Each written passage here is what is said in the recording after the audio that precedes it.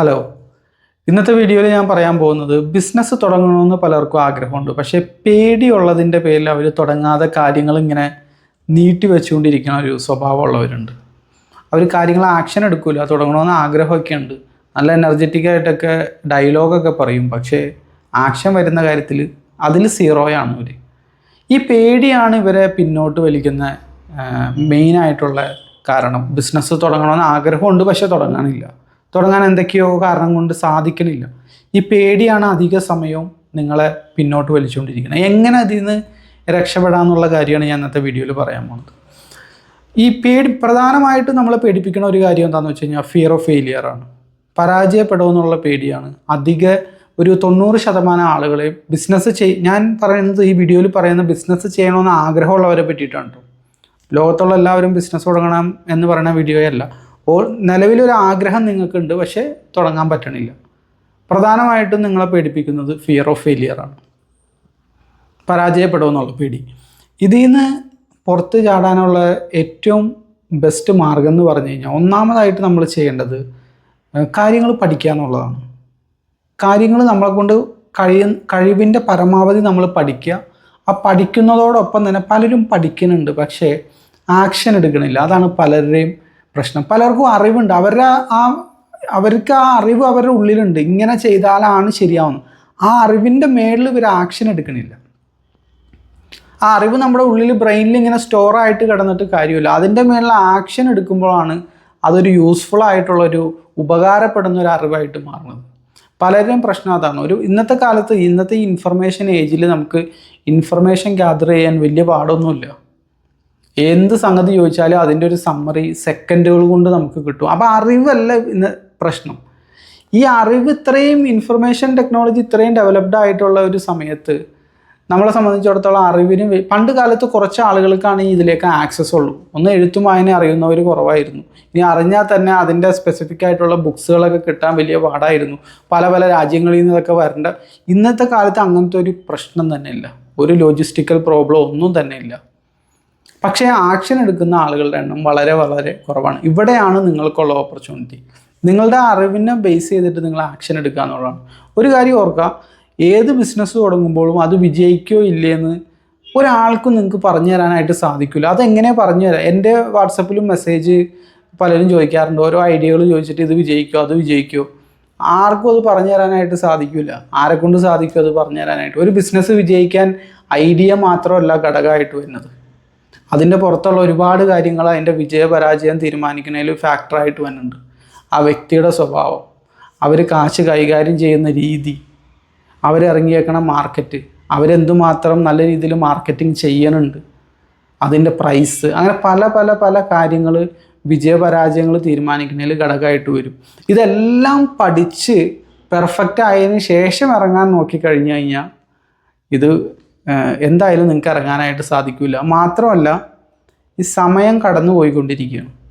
സമയത്തിൻ്റെ ഒരു പ്രശ്നം എന്താണെന്ന് വെച്ച് കഴിഞ്ഞാൽ, വൺസ് ഇത് നഷ്ടപ്പെട്ടാൽ തിരിച്ചു കിട്ടില്ല. സമയത്തിൻ്റെ ഒരു പ്രശ്നം അതാണ്. ബാക്കിയുള്ള സംഗതികൾ, റിസോഴ്സുകളിൽ പലതും നമുക്ക് തിരിച്ചു പിടിക്കാൻ പറ്റണുണ്ട്. സമയം നമുക്ക് തിരിച്ചു പിടിക്കാനായിട്ട് സാധിക്കില്ല. ഇപ്പോൾ 24 വയസ്സുള്ള ഒരാൾ, അയാൾക്ക് ഒരിക്കലും 20 വയസ്സിലേക്ക് പോകാൻ പറ്റില്ല. ഒരു 34 വയസ്സുകാരന് ഒരിക്കലും 24 പോകാനായിട്ട് സാധിക്കില്ല. എന്തൊക്കെ ചെയ്താലും നിങ്ങൾക്ക് മേക്കപ്പ് ഇട്ട് കുറച്ച് പ്രായം കുറയുന്ന രീതിയിലാക്കാൻ പറ്റുമെങ്കിലും അപ്പോഴും നിങ്ങളുടെ ഹൃദയം 34 വയസ്സുള്ള ഒരാളുടെ 34 വർഷം പഴക്കമുള്ള ഹൃദയം, 34 വർഷം പഴക്കമുള്ള കിഡ്നികളാണ് അയാളുടെ ശരീരത്തിലുള്ളത്. ഫേസൊക്കെ എന്തെങ്കിലുമൊക്കെ കാണിച്ച് മാറ്റം വരുത്താൻ പറ്റും. പക്ഷേ ആ ഏജ് അങ്ങനെ തന്നെ നിൽക്കുകയാണ്. ഏജ് നമുക്ക് റിവേഴ്സ് ചെയ്യാൻ പറ്റില്ല നമുക്ക്. അപ്പോൾ ഈ സമയം കടന്നു പോകുന്നതിന് മുമ്പേ തന്നെ ആക്ഷൻ എടുക്കുക എന്നുള്ളതാണ്. എത്രയും പെട്ടെന്ന് തന്നെ ആക്ഷൻ എടുത്ത് ബിസിനസ് എന്തെങ്കിലും ചെറുതായിട്ടെങ്കിലും നിങ്ങൾ സ്റ്റാർട്ട് ചെയ്യുക. വളരെ ചെറുതായിട്ട് സ്റ്റാർട്ട് ചെയ്ത് പരീക്ഷണം നടത്തുക. ഫെയിൽ ഫാസ്റ്റ് എന്നുള്ളതാണ് വിജയിക്കാനുള്ള ഒരു സീക്രട്ട്. അതായത് പെട്ടെന്ന് ഫെയിലാവുക എന്നുള്ളതാണ്. ഫെയിലാവുക, അതിൽ നിന്ന് പാഠം ഉൾക്കൊള്ളുക. എന്നിട്ട് അടുത്ത തവണ നമ്മളുടെ പുതിയ ഓപ്പർച്യൂണിറ്റിയാണ്.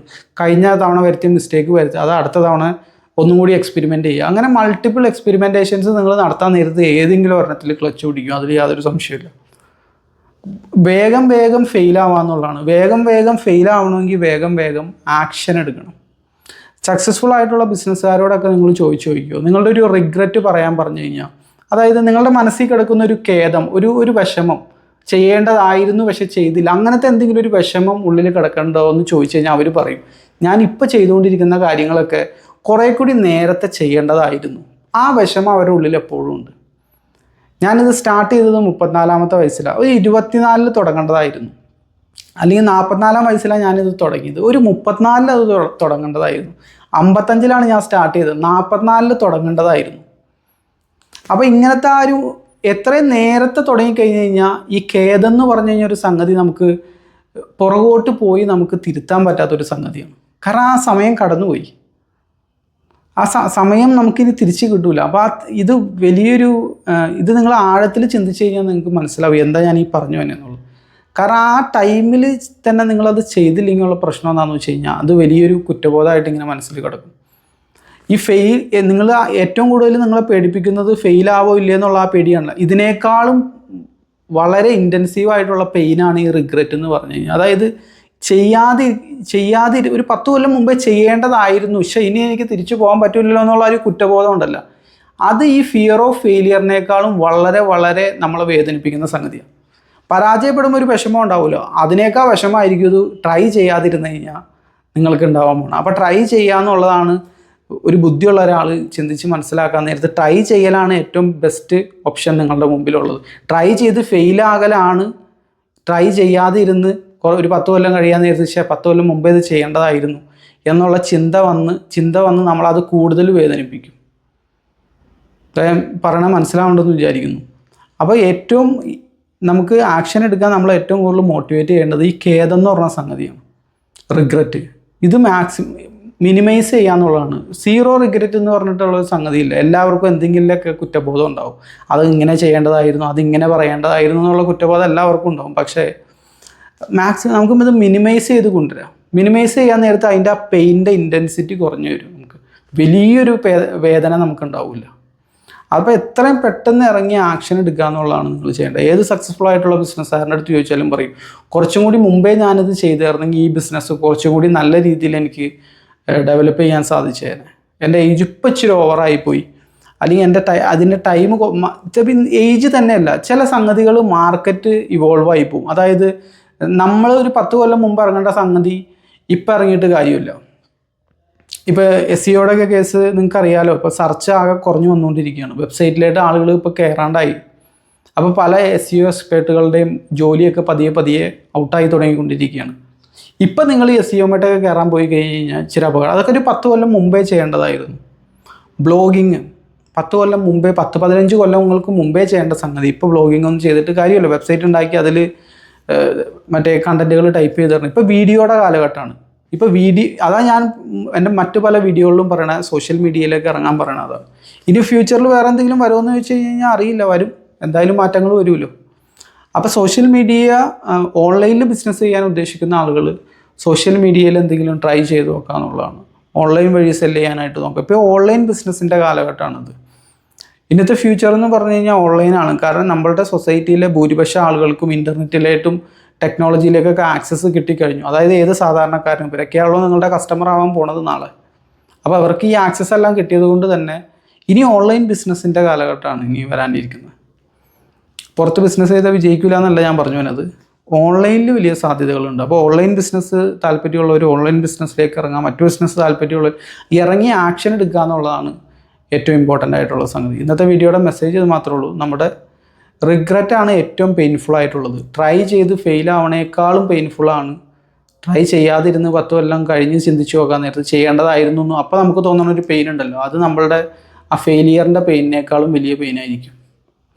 ഇതുപോലുള്ള ബിസിനസ് വിശേഷങ്ങളുമായിട്ട് നമുക്ക് വീണ്ടും കാണാം. Thank you for watching.